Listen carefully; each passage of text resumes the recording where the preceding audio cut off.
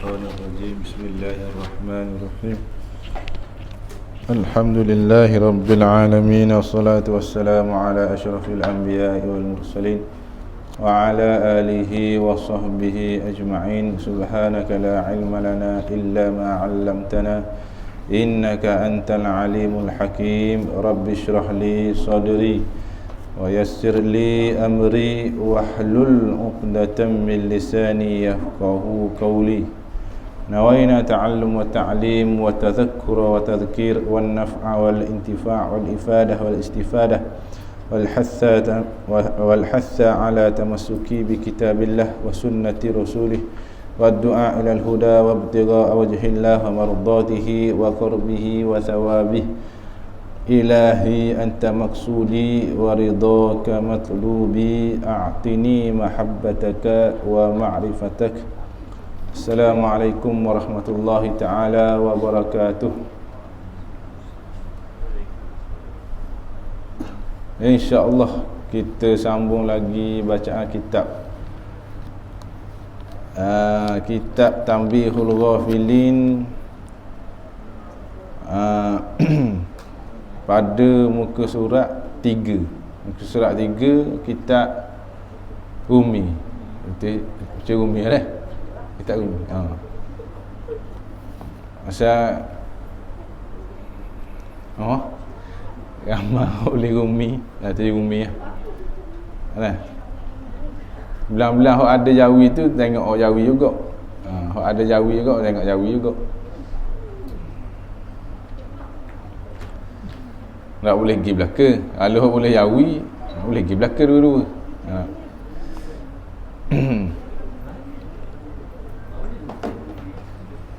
Sehingga kata pengarang rahimahullah ta'ala wa nafa'ana bihi wa bi'ulumikum fid daraini amin ya rabbal alamin. Qala bab yang pertama, bab yang pertama iaitu balasan orang yang meninggalkan solat.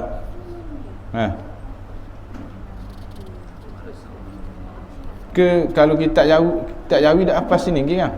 Hari tu kita baca. Betul dah. Sampai situ kan? Orang nak start kan? Tahun 2024 ni kan? Ya dah. Ni kali pertama kan? Ya dah. Ni mukadimah. Jadi ni bab pertama. Tahun 2024 bab 1. Alik tu. Baik. Jadi bab pertama ni menceritakan, tajuk dia balasan bagi orang yang meninggalkan solat. Baik, dalam bab yang pertama ini memperkatakan tentang balasan bagi orang yang meninggalkan solat. Tengok tu firman Allah Subhanahu Wa Taala dalam surah Al-Bayyinah yang bermaksud dan supaya mereka mendirikan solat. Mereka ni siapa? Kita, orang muslim mukmin ni, dan memberikan zakat, dan itulah agama yang lurus, yakni yang betul. Agama mana? Agama Islam semata, agama Islam sahaja. Dan solat ni berapa? Solat dari segi istilah bahasanya, dari segi kod bahasanya dia pecah ada dua, bahasa dengan istilah. Yang pertama bahasa daripada maksud solat menurut bahasa adalah doa. Doa. Dan manakala menurut istilah pula ialah beberapa aturan pergerakan, ucapan, niat, perbuatan, perkataan, yang dimulakan di dalamnya itu, dalam solat tu dimulakan dengan takbiratul ihram. Takbiratul ihram dan diakhiri dengan salam. Dan diakhiri dengan salam berserta syarat-syarat yang telah digariskan oleh syariat Islam. Tu. Ingat tu. Definisi solat. Sekali lagi, beberapa aturan yang berkaitan dengan hukum qalbi, fi'li dan qauli, niat, perbuatan dan perkataan. Yang dimulakan dengan takbiratul ihram dan diakhiri dengan salam. Berserta syarat-syarat yang telah digariskan oleh Islam. Tu masuk solat. Jadi tengok Nabi kata kenapa?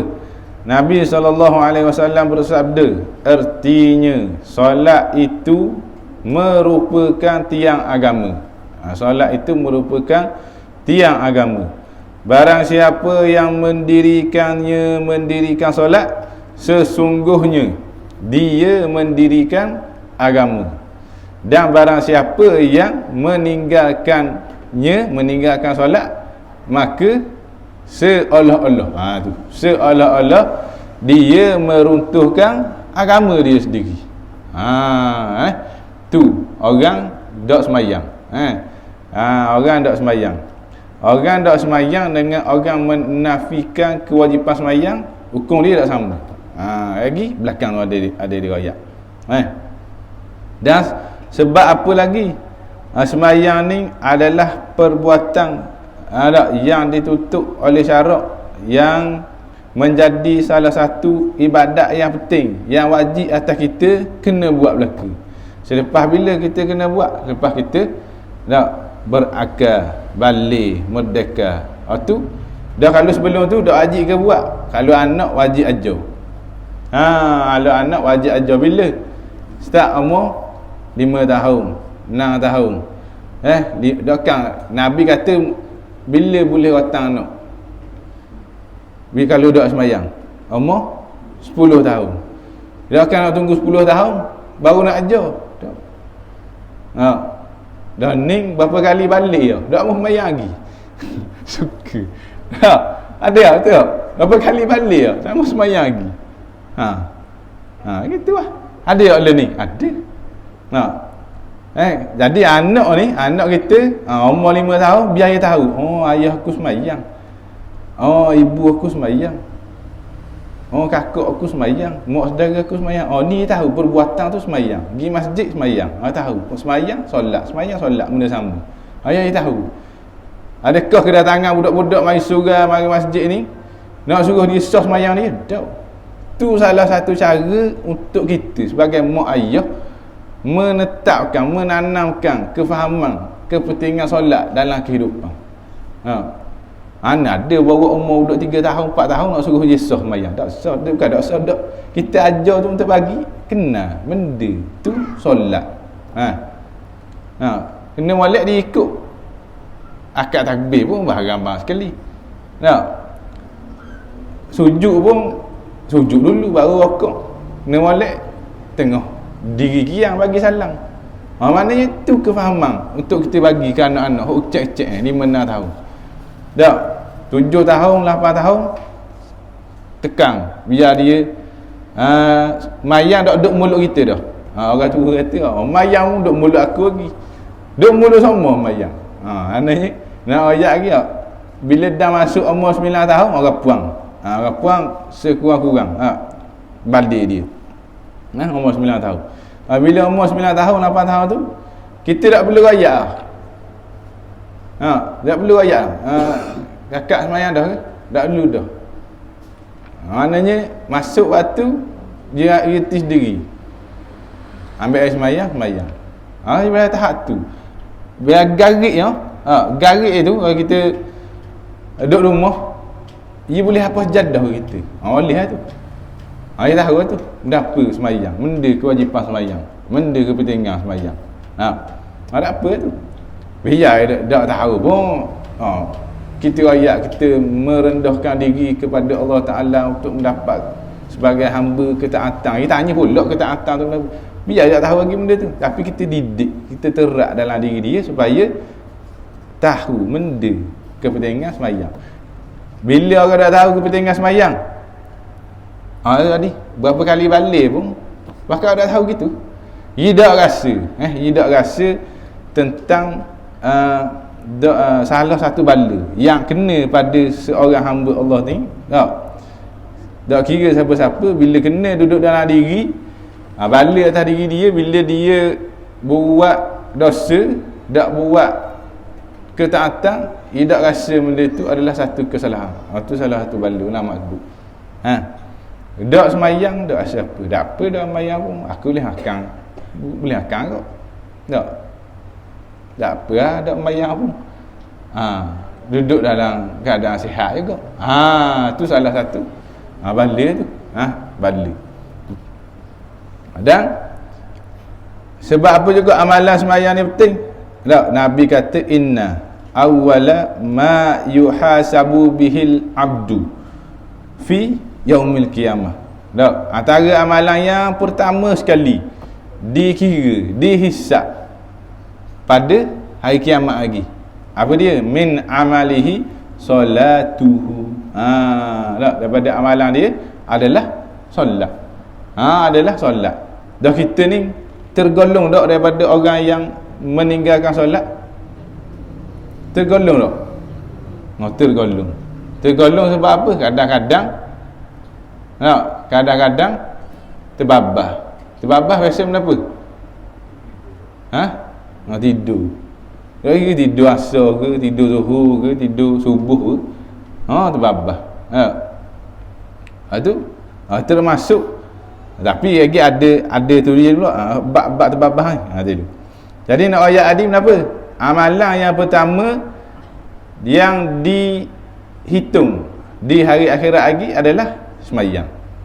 Semayang. Itu kepentingan semayang. Dan tadi kalau kata kita ni terbabah, keuzuran semayang tu dua perkara je. Yang pertama, uzur bagi orang seseorang tu, dia yang pertama dia ketiduran, tertidur. Dan yang kedua lupa. Tidur kan nanti tidur. Tak letih sangat buat kerja apa semua. Tak tidur sampai pukul 2 pagi. Letih sangat tak bangun subuh. Bangun selek-selek pukul 9.30. Bukan gajah dah, dinosaur tu. Dinosaur tu. Tengok Allah 9.30. Hak tu bukan apabila tak sengaja tidur. Itu tak apa. Bukan suruh kata jadi gitu, tak. Tapi apabila tertidur sungguh tu, bangun terus ambil air semayang. Terus melaksanakan. Ketiduran yang tak dikira kenapa? Tengah tidur dengar rabang.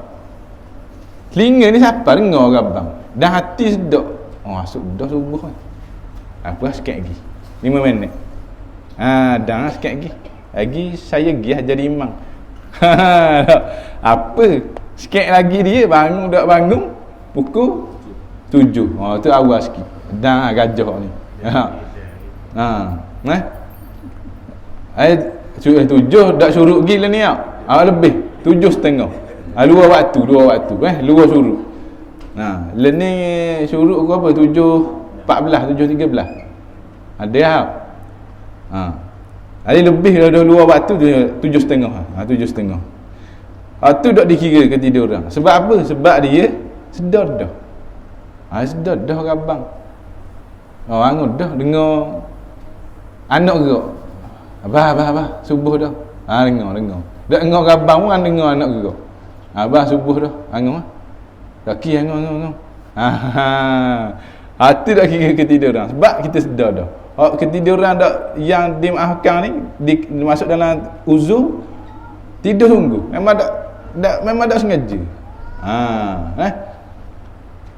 Kedua terlupa. Terlupa ke mana? Terlupa learning musim dia. Ayam main musim kena pecek elok lagi. Dah tengok bola, cakap bab bola, cakap bab macam-macam bab dunia bab keduniaan. Cakap. Dak sedar, dak mayang lagi. Sedar masuk asar. Daripada zuhur sampai ke asar dak cakap. Dak ingat, memang dak ingat sungguh. Biasanya semayang. Tu bab cakap. Kadang terlupa ke mana? Biasa semayang di sekolah. Biasa semayang di sekolah bersama jemaah. Kena molek hari tu balik awal. Jadi bila balik awal Duk buat urusan ni, ambil anak apa semua, pergi mari, menyangka diri dia tu semayang dah. Tu terlupa kau. Siapalah masuk gari. Mayang asam, mayang Zuhur dak mayang. Aku dak mayang Zuhur dia. Tu tak apa. Tetapi tak apa tu bukan tak apa meninggalkan, tetap kena qada. Tetap kena qada.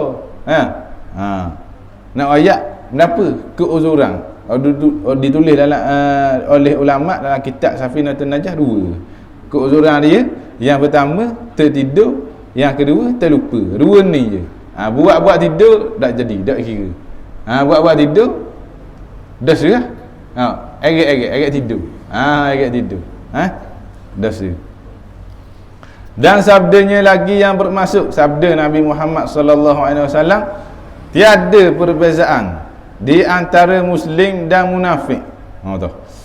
Melainkan dengan perbuatan meninggalkan solat.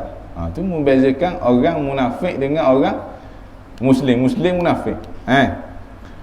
Jika ia meninggalkan solat dalam keadaan mengingkari hukum wajibnya, dia adalah kafir.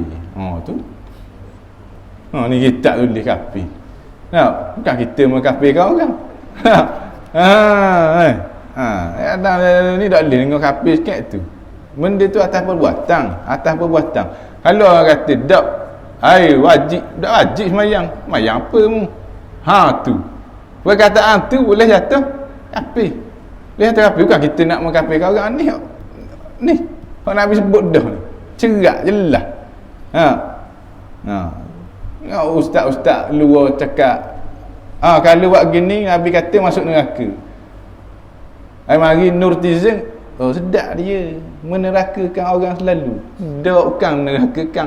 Ni ulama tulis, Nabi sebut. Kan ada orang tinggal semayang boleh masuk syurga. Mesti masuk neraka dulu, diseksa. Kecuali masuk dengan rahmat Allah Ta'ala. Tak apa, aku tak mau seksa. Tapi ikut telik atas janji Allah Ta'ala, janji Allah Ta'ala Allah Ta'ala tetap tidak akan mengingkari janji dia. Orang buat dosa mesti kena masuklah neraka dulu. Macam kita baca kitab sebelum ni, kitab Ta'lim Aulad. Ada je cerita dalam kitab tu. Jadi tengok perbezaan bagi orang yang meninggalkan solat dengan orang munafik adalah orang muslim dengan orang munafik adalah meninggalkan solat. Tu dia kata lagi, kita berlindung kita berlindung kepada Allah Subhanahu Wa Taala daripada perkara tersebut kenapa? Perkara yang mengingkari kewajipan sembahyang dan menjadi orang yang munafik. Amin ya rabbal alamin. Minta Allah Taala lindung belaka kita, anak-anak kita, keluarga kita, cucu-cucu dan keturunan kita. Amin ya rabbal alamin. Lepas sembahyang kita baca umma, Rabbi ja'alna muqimas shalah wa min zurriyyatina. Baca umma. Doa. Doa. Rabbi ja'alni. Kalau kita seorang, Rabbi ja'alni. Ramai dengan anak-anak dengan bini-bini belakang, Rabbi ja'alna muqimas shalah wa min zurriyyatina. Minta dengan Allah Ta'ala supaya memelihara zuriat kita, keturunan kita ni menjadi orang yang mendirikan solat. Gitu. Ya. Nikmat solat ni kita boleh mana? Nikmat solat. Nikmat semayang. Kita semayang, kita solat, boleh mana? Boleh rasa duduk mana? Duduk di hati. Bukan duduk pada, minta maaf, ada imam ni. Imam kat ni dah apa? Tak, bukan pada bacaan yang sedap pada imam. Tak. Nikmat solat ni boleh pada di dalam hati. Dalam hati tu tubik rasa nikmat, rasa kemanisan apabila melakukan solat. Tak, muncul daripada hati. Bukan mari daripada kesedapan suara imam. Bukan. Hak kita dengar daripada suara imam tu adalah hak zahir je, hak telinga je. Kita nak rasa ni, hak dalam. Hak dalam. Ya, kita depan kita ni ada makanan sedap. Makanan sedap ni. Belah ni kawarek kaki kambing. Tengah kepala kambing. hak ni giabah. Ha cerita sedap cerita sedap. Lepas tu belah ni ada mula pergi. Ayam masak merah, nasi minyak, nasi arak ada belaka. Tak? Depan itu sedap belaka. Tak? Lepas tu tapi dalam hati kita ni makanan sedap depan, tapi dalam hati tengah marah. Marah kat orang tengah rasa deki, serabut kepala, orang mikir ke harta. Ni hak bagai dalam. Sedap makan dalam depan tu. Sedap nak makan. Tak sedap. Biar makanan sedap pun depan. Tapi bila serabut dalam ada rasa siapa. Kesedapan hak depan-depan ni makanan sedap-sedap ni. Tak rasa sedap. Sebab apa? Serabut di dalam. Jadi kita sebelum kita semayang. Sebelum kita semayang memang kita ambil wuduk kan. Sunat buatlah amalan solat sunat wuduk. Buatlah. Antaranya solat sunat wuduk ni kita nak buat, kita mendidik hati kita untuk tawajuh kepada Allah Taala. Bersedia. Kita nak bersedia untuk berhubung dengan Allah Taala. Gitu. Pakaian kena bersih, kena comel, kemah, tak boleh kotor, tak boleh tak suci. Biar kita betul-betul menghadap, hati kita menghadap tawajuh kepada Allah Subhanahu Wa Taala. Tak, handset tak tepi. Handset kadang ngah mayang bunyi. Tu dah bunyi tu bukan ganggu musuh orang, habis tu tak imam ganggu. Handset silent. Pun tak payah bawa. Puasa lah sekejap. Puasa lah sekejap. Garis isa. Ataupun setiap kali nak pergi masjid, puasa tinggal handset, cah rumah ke apa ikut. Puasa buat amalan gitu. Dan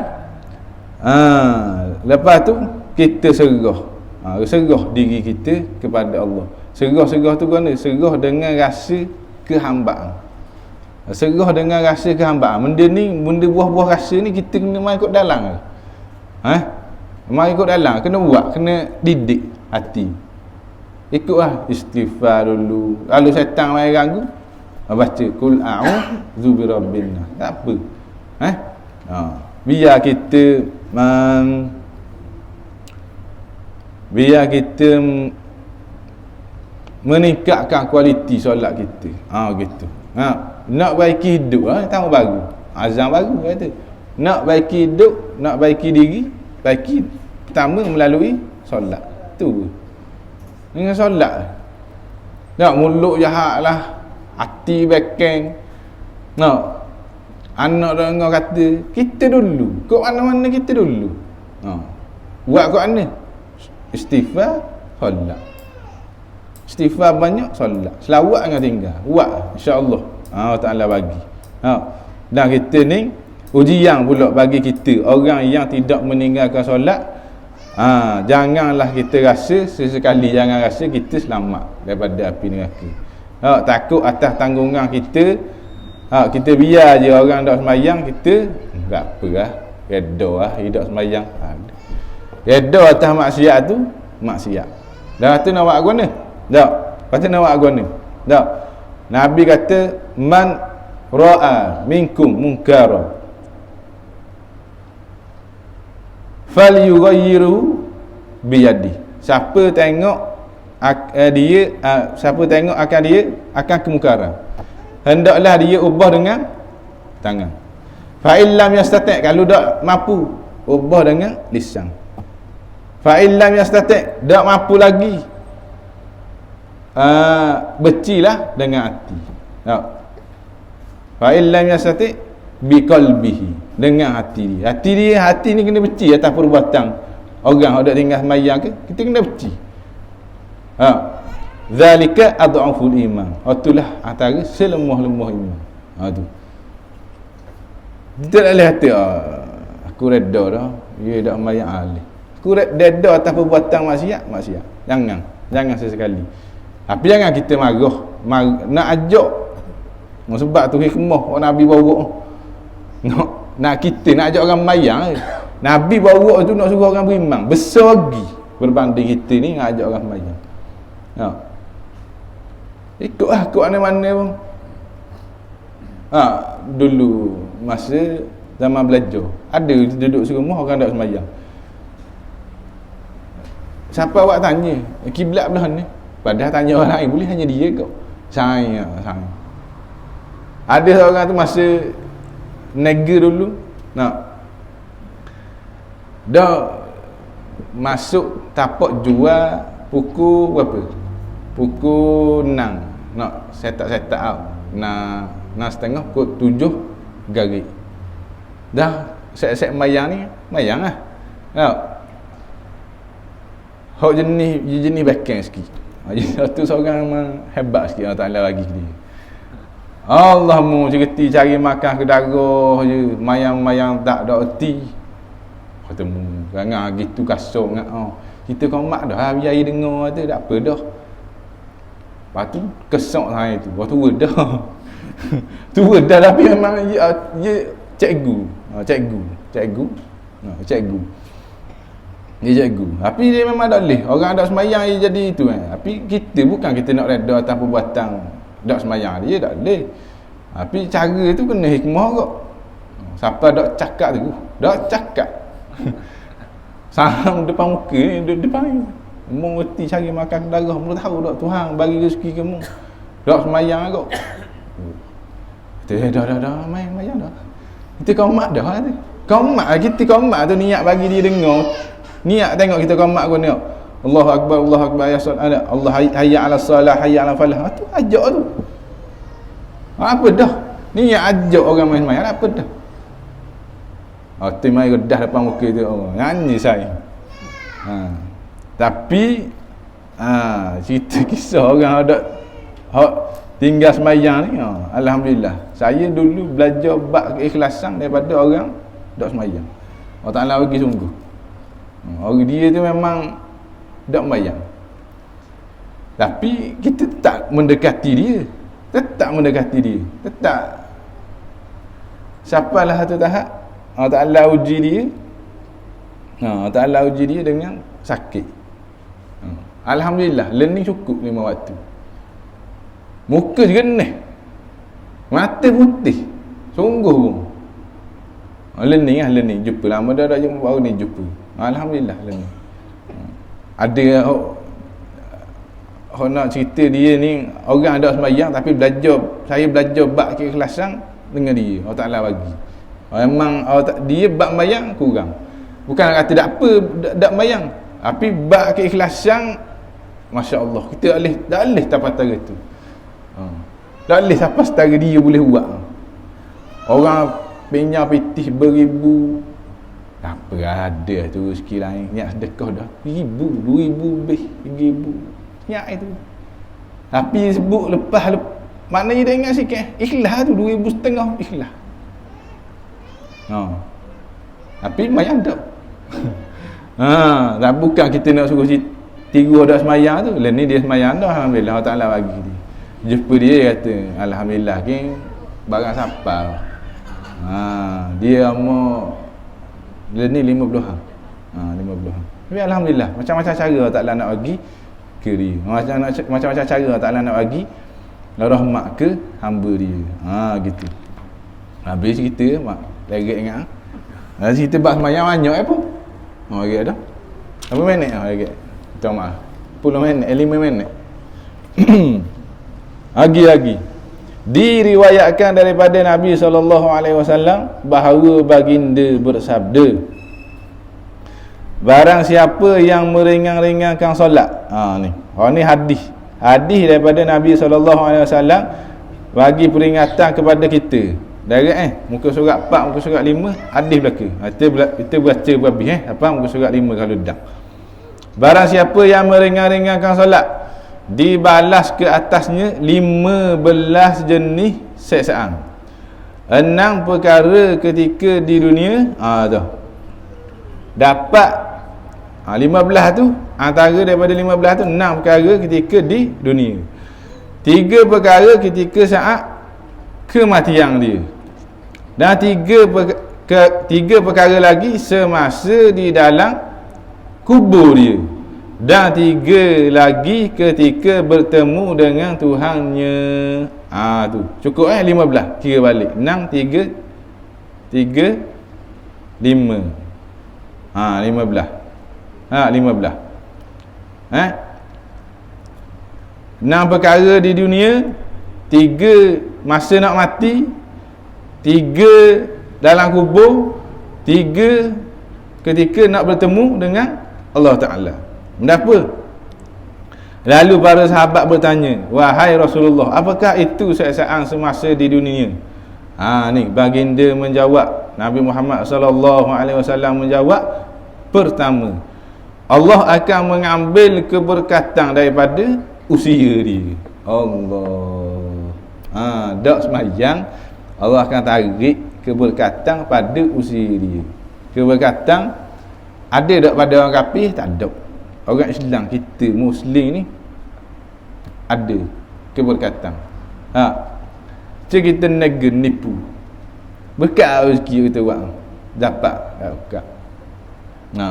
Macam gini kita hidup tapi tak semayang, tak berkat hidup. Gitu ke? Gitu ke? Yang nampak. Hidup semayang tapi judi. Hidup semayang tapi minum arak. Berkat hidup, tak berkat arak. Ni tak semayang terus. Tak semayang terus, Allah Ta'ala tarik keberkatan pada umur dia.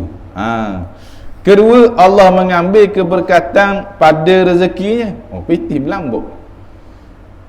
Rumah 2 bini 4. Tapi tak rasa cukup umur. Tak rasa cukup. Bimbang peti 2 juta nak tinggal, nak pergi Langkawi, takut orang mari suri. Tak berkat tu. Tak ada rasa kebergantungan duit itu. Kenapa minta Allah Ta'ala jaga? Kalau hilang nak buat guna, tak ada kebergantungan tu dengan Allah Ta'ala. Tu. Kat rezeki tak ada keberkatan. Tadi pada usia, ni rezeki. Ketiga, Allah mengambil ciri, iaitu tanda orang soleh pada mukanya. Tak ada tanda kesolehan pada muka dia. Tak ada tanda kesolehan pada muka dia. Tak ada segi. Muka tak ada segi. Tengok kalau muka orang serabut, mikir ke harta, mikir ke macam-macam. Ada? Ada. Tak ada segi. Tak ada segi orang panggil tak? Tak ada nur. Habis sungguh tengok contoh saya cerita tadi dah, orang kawan saya tu. Alhamdulillah, learning bersegi-segi. Rasa bersegi dia ada kita. Keempat, tidak terpelihara baginya agama Islam. Tidak terpelihara baginya agama Islam. Keislaman yang ada pada dirinya tu, lagi orang tak sembahyang. Tak terpelihara. Rasa gelisah. Rasa gelisah. Rasa gelisah. Rasa tak tenteram. Macam-macam. Mikir kereta molek tapi mikir halu rosak ni. Allah halu ni. Allah halu ni. Banyak halu. Kebimbangan melampau. Ada kok. Kalau buat gini jadi gini. Lalah padang duk gitu, duk main kalu. Sebab kalu ni adalah salah satu jarum syaitan nak masuk dalam hati kita, pemikiran kita, dalam sangkaan kita. Tak ada rasa nak cakap baik dengan Allah Ta'ala. Tak ada. Dan yang kelima, setiap amalan yang dilakukannya di dunia tidak diberi ganjaran pahala. Wali'iyadzubillah. Allah minta Allah Ta'ala jaga, minta Allah Ta'ala lindunglah daripada benda ni. Buat kebaikan. Buat kebaikan di dunia tapi tidak dapat ganjaran pahala. Dah pahala ni kita nak bila? Buat kebaikan tapi tak dapat pahala. Pahala ni kita nak pakai bila? No. Akhirat lagi. Kita kerja mesin rupu ataupun kita nebah. Kita tengok ni apa? Kebun orang. Kebun ni dah tak tahu ke benda kita tebah. Tebah. Bersih suka ngak. Lepas tu tak tahu nak minta gaji dengan siapa. Nampak. Ni. Jadi kurang-kurang kita kena tahu siapa yang akan beri gaji pada kita. Ni Haji Ma bagi gaji kita. Mu lebah ni sepanjang sekal ni aku bagi 2 ya. Contoh ya 2. Sekal pelik bagi 200. Bagi 200 ya. Tu aku orang nampak. Nak cerita apa? Nampak. Buat atas perbuatan ni, kebaikan ni, okey, mu dapat sebanyak ni RM200. Tak apa lah. Ni dah tahu benda buat kebaikan tapi tak dapat ganjaran pahala. Sebab tu penting kita kena ngaji kenal Tuhan. Nak masuk syurga Allah Ta'ala tapi semayang ambuh. Boleh tak gitu? Boleh tak? Kita nak masuk syurga Allah Ta'ala tapi puasa tak? Nak masuk syurga Allah Ta'ala zakat tak? Tak apa saya sedekah umur. Sedekah baik. Tu sedekah bukan termasuk dalam rukun Islam. Rukun masuk rukun Islam apa? Zakat. Dia menyamakan sedekah dengan zakat. Tak boleh. Tak apa saya pergi Mekah umur. Dah pergi Mekah umur. Orang yang buat solat 5 waktu. Orang mari semayang secara berjemaah. Tu boleh dapat pahala pergi haji. Seumpama ada hadis Nabi.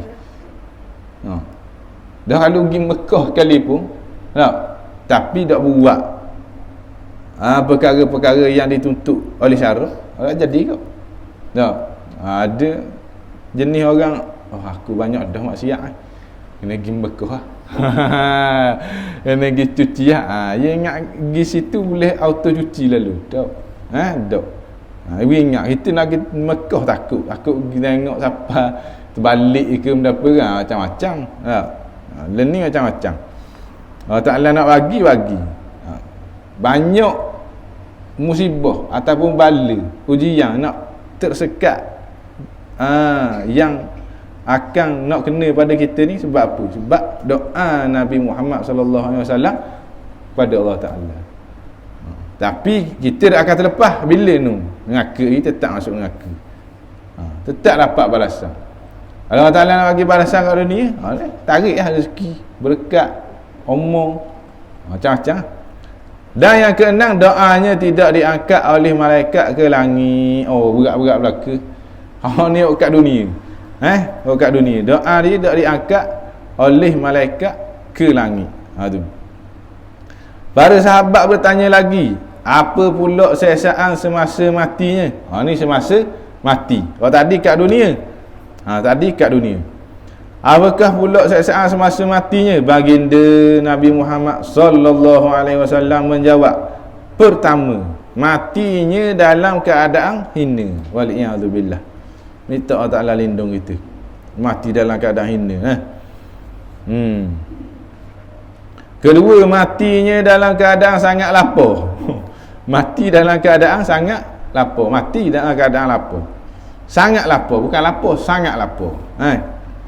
Ketiga, matinya dalam keadaan sangat dahaga, sehingga kan jika dituang air yang ada di dunia ini sekalipun tidak akan menghilangkan dahaganya.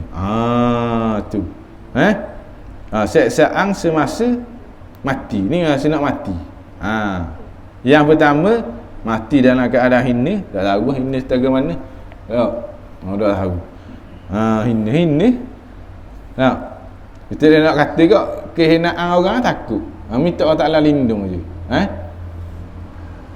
Yang kedua, mati dia tu dalam keadaan sangat lapar. Lapar tu ada tak? Ada. Boleh tengok tak? Lapar waktu bik stokor lapar. Tak boleh. Sangat lapar. Mati dalam keadaan sangat lapar. Dan ketiga, mati dalam keadaan sangat dahaga. Itu seksa semasa nak mati. Dan kemudian sahabat bertanya lagi, apakah dia seksaan semasa di dalam kuburnya? Allah, ada seksa belaka. Kat dunia nak mati kubur. Ada belaka. Nabi menjawab, pertama disempitkan oleh Allah Ta'ala kubur dia. Sempit kubur dia. Kena kepit. Disempitkan oleh Allah Ta'ala kubur dia dan diperintahkan Allah. Dan diperintahkan kepada malaikat agar menyeksanya sehingga hari kiamat. Allah, dah tahu bila hari kiamat. Ada contoh kata mati esok, kiamat dah tahu bila. Tapi kena seksa siapa? Hari kiamat. Baru dalam kubur. Dah masuk neraka lagi. Dah masuk neraka lagi. Ni dalam kubur. Ni dalam kubur. Kedua, diseksa orang yang meninggalkan solat itu oleh beberapa ekor ular yang dinamakan As-Suja' Al-Aqra'. Dan kedua-dua matanya daripada api neraka. Kalau kita baca taklim mu'aulad sebelum ni, kesinambungan tu ada tu, connection ada betul tak? Hadis ni dengan cerita dalam kitab taklim mu'aulad tu ada. Mari ular seperti tekak unta dalam kubur. Ni ya ni. Tapi dalam kitab taklim mu'aulad dia tak cerita pasal mata dia daripada api neraka. Ada. Tapi ada masih cerita ular. Dan ketiga, diseksa oleh malaikat yang kukunya daripada besi khorasani, daripada besi khorasani, dan panjang kukunya itu seumpama perjalanan sehari semalam. Jalan atas kuku dia itu perjalanan ambil masa sehari semalam. Kira lah pergi Kedah balik mula. Kita duduk sini dengung pergi Kedah balik mula. Itulah perjalanan atas kuku malaikat tu. Pada tangan malaikat itu suatu alat pemukul daripada besi berat. Lalu malaikat itu berkata kepada si mati dengan suaranya yang seperti halilintar. Dalam kitab Ta'lim Aulad ingat nama malaikat ni? Malaikat ni? Malaikat Rumah. Malaikat Rumah. Malaikat Zabaniyah Malik Zabaniyah hasil nak masuk neraka. Aku disuruh oleh Allah Ta'ala memukul engkau. Sebab apa kena pukul ni? Sebab meninggalkan solat daripada subuh hingga zuhur, kemudian daripada zuhur ke asar, daripada asar ke maghrib, dan daripada maghrib ke isyak, dan daripada isyak hingga subuh. Direct 5 waktu pekeh dak semayang. Kena godang. Ni cerita ni. Kena godang. Kena katuk di malaikat. Lalu As-Suja' Al-Aqra'. Ni nama. Ni nama ular ni. As-Suja' Al-Aqra' ni nama ular. Lalu As-Suja' Al-Aqra' terus memukul mayat orang yang meninggalkan solat. Dan setiap kali dipukul, mayat itu terbenam ke dalam bumi 70 hasta. Kira start depan ni, pas belakang ni 70 hasta. Kira. Nak sedap lagi rotang piak sekali. Siapa 70 hasta? Kena kuat hati. Siapa 70 hasta? Tak apa, bergelepar gitu lah. Kemudian dikeluarkan mayat itu dengan kuku besinya. Cokeh mula. Cokeh mula. Masuk lagi isi dah giap. Kan alik ingat baca ni kena seksa ni. Kata dah habis-habis kena seksa. Ni seksa ni. Lagi belakang tu ada cerita bab kelebihan orang semayang. Habis kita buat habis ni tu. Kemudian dikeluarkan mayat itu dengan kuku besinya. Kena cokeh mula. Lantas ditanya lagi dan dipukul lagi hingga hari kiamat. Cokeh, tanya buluk. Lepas tu katuk mula. Lepas tu cokeh mula. Katuk mula. Siapa bila? Hari kiamat. Tu dia rakyat. Yang Nabi rakyat ni. Siapa bila? Siapa hari kiamat. Jagalah sembahyang. Jaga. Sahabat bertanya lagi, apakah pula seksaan ketika bertemu Tuhannya? Tu. Ni hak terakhir. Ketika nak menghadap Allah Ta'ala. Baginda sallallahu alaihi wasallam menjawab. Masuk ayat. Kita habis sikit ya. Pertama, Allah Ta'ala memerintahkan malaikat menyeksanya dengan rantai panjang. Ni. Allah Ta'ala suruh malaikat seksa orang yang tak sembahyang ni dengan rantai panjang. Rantai itu diikat ke leher. Leher siapa? Leher orang yang meninggalkan solat, serta dimasukkan ke mulutnya dan dikeluarkan melalui duburnya. Sama tak dengan kisah dalam kitab Ta'lim Maulak? Sama kan? Ni, ya ni. Kemudian rantai itu ditarik dan disentak ke atas mukanya dan belakangnya. Tak? Tak payah kena letak masuk ke mulut tu sudah lah. Dah akak nak dah tambul lah. Tu. Malaikat, lepas tu malaikat yang menghelanya berteriak, inilah balasan bagi orang yang meninggalkan solat yang difardukan, solat yang wajib. Ditinggal sembahyang, solat fardu. Kemudian orang itu ditarik serta dilemparkan ke neraka. Neraka tu bernama neraka apa? Neraka sakar. Neraka sakar. Masuk dalam neraka sakar. Ni keadaan siksaan bagi orang yang meninggalkan sembahyang. Start daripada dunia, nak mati, masuk dalam kubur, kena ipik. Lepas tu nak bertemu dengan Allah Ta'ala, kena seksa lagi, berlarutang. Duduk dalam kubur kena seksa dah. Kena seksa sampai bila? Sampai kiamat. Dia selagi tak kiamat, lagi tu kena seksa. Gitu. Nak bertemu dengan Allah Ta'ala, kena seksa juga. Masuk rata dalam mulut, tubik kot punggung, kena senjah, kena retak pula. Tu. Ada riwayat daripada Abdullah bin Abbas radhiyallahu anhu mengatakan, dia kata apa? Bahawa jika dijatuhkan rantai itu ke bumi, nescaya terbakar seluruh muka bumi. Allah. Kedua, Allah tidak memandang kepadanya dengan pandangan rahmat. Bila nak menghadap Allah Ta'ala, dia mukmin tapi tak sembahyang. Tu. Allah Ta'ala tidak memandang kepada dia tu dengan pandangan rahmat. Pandangan rahmat ni pandangan kasih sayang.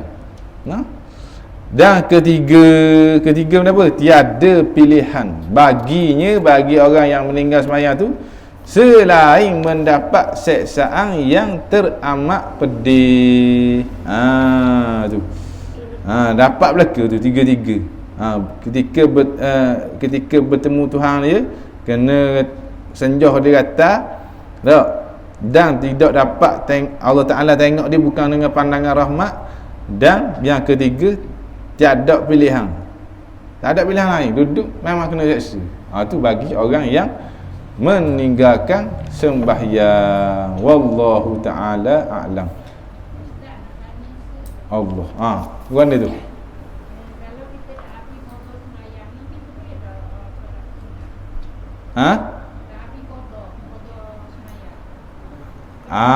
Boleh.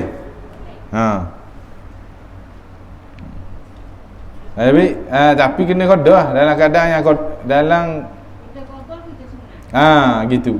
Dalam masa yang sama. Tapi jangan melebihkan, jangan mengutamakan hak sunat berbanding benda yang hak wajib qada. Gitu.